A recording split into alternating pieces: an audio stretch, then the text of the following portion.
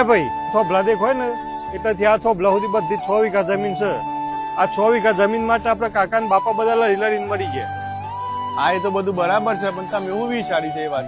તો મેં એવું વિચાર્યું છે ને કે આ 6 વીઘા જમીન છે એમાંથી 2 વીઘા હું મારા નામે કરાવી દઉં અને બીજી 2 વીઘા તમારા નામે કરાવી દેવડાવું. વકીલ જોડે વાત થઈ ગઈ છે, તમે કાલ સવારે ઓફિસે જતા રહેજો. 2 વીઘા જમીન તમારા નામે કરાવું છું, બરોબર છે ને? તો ભાઈ આ જમીનમાં તો 2 જ ભાગ હતા ને? હા, કાકાનો ને બાપાનો જ. તો તમારા ભાગમાં 3 વીઘા જમીન આવે અને અમારા ભાગમાં 3 વીઘા જમીન આવે. તમે મને કીધું જમીન શા વધારા લો છો? નેનો હતો તાન કાકાની ને બાપાની લડાઈમાં તમે 2 મારથી જુદા થઈ ગયા. હવે હું બાકીની જિંદગી એકલો નહીં રહેવા માંગતો, એટલે આ મુદ્દો છે ને હું આટલા પૂરો કરી દેવા માંગુ છું. એટલે જ આ 1 વીઘો જમીન મેં તમને વધારે આલી છે. હું તમારા પાસે હવે એટલું જ માંગુ છું તો હે એવું મારા જોડે હરી મળીને રહો. ભાઈ આ જમીન આજ સુધી કોઈ ખાઈ શક્યું નહીં, પણ આ જમીન આપણા બધાના સંબંધો ખાઈ ગઈ.